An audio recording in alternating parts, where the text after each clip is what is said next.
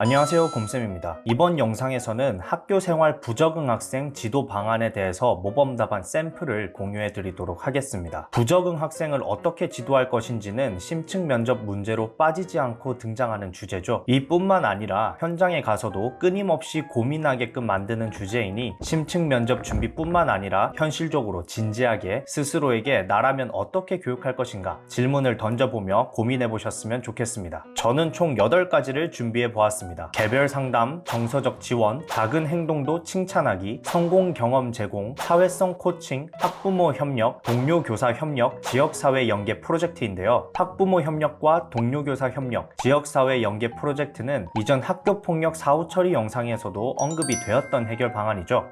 이거 돌려막기 아니냐고요? 사실 맞습니다. 위와 같은 해결책은 한 문제에 대한 해결책이 아니라 사실 여러 문제에 대한 만능 해결책이 될 수가 있습니다. 이러한 만능 해결책은 상황에 맞게끔 말만 조금 바꾸면 그럴듯한 답변이 만들어지는데요. 제가 상황에 맞게 변형해서 응용하는 방법을 보여드리도록 하겠습니다. 같은 듯 다른 답변을 들으시면서 여러분들도 만능 해결책에 대한 아이디어를 얻으셨으면 좋겠습니다. 자, 그럼 시작합니다.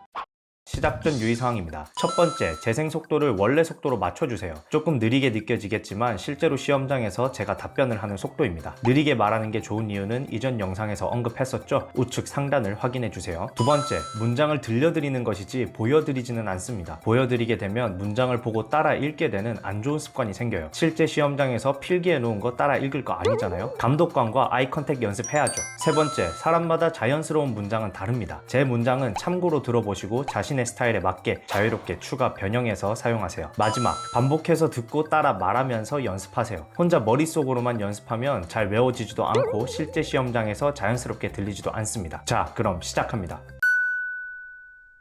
저는 해당 문제를 해결하기 위해 공감과 경청을 바탕으로 한 개별적 상담을 진행하겠습니다.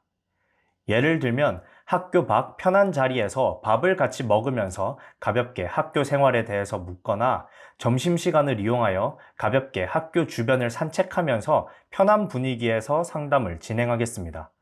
이를 통해 학생들은 자신이 교사로부터 관심을 받고 있다는 점을 알게 되어서 내적 통제감이 생길 것이고, 또한 교사는 학생과의 대화를 바탕으로 학생에 대해 더 잘 이해할 수가 있을 것입니다.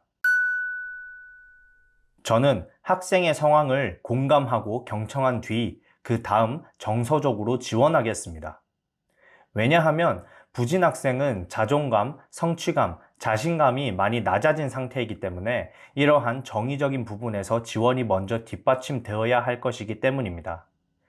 따라서 구체적인 방안을 예시로 들자면 긍정적인 점에 주목하게 하기, 사소한 것도 칭찬하기, 실패는 자연스러운 것임을 강조하기 등이 있을 것입니다. 이를 통해 학생의 낮았던 자존감과 자신감을 회복하여 학교 생활에 다시금 활력을 불러일으킬 수가 있을 것입니다.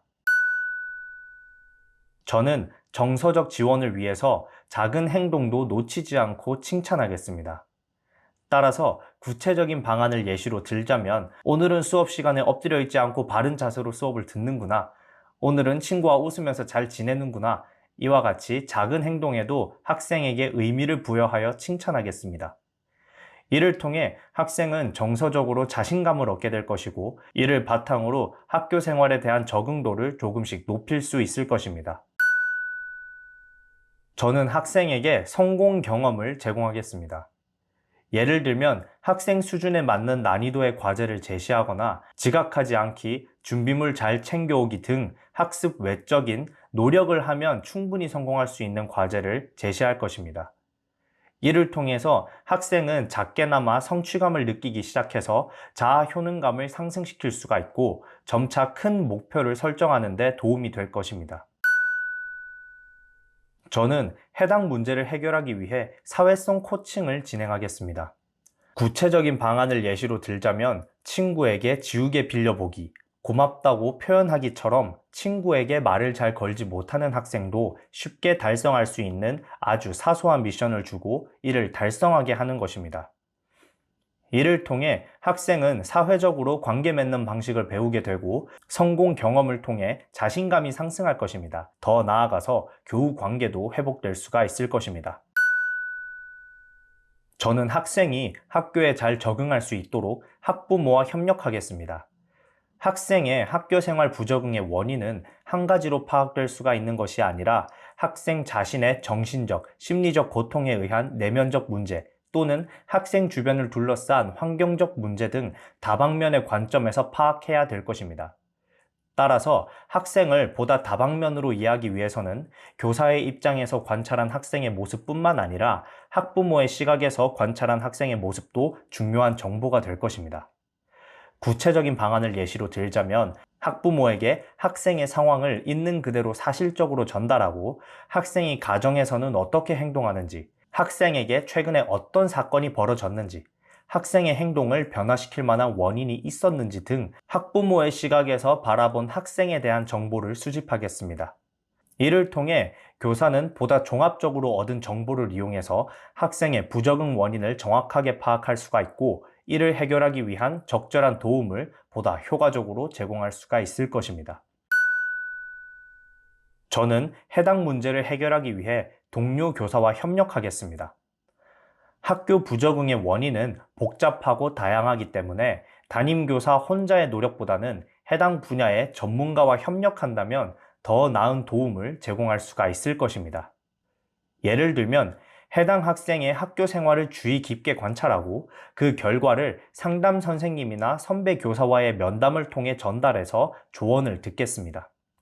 이를 통해 보다 전문적인 지식과 선배 교사의 경험으로 학생에게 필요한 도움이 적절히 제공이 될 수가 있을 것입니다.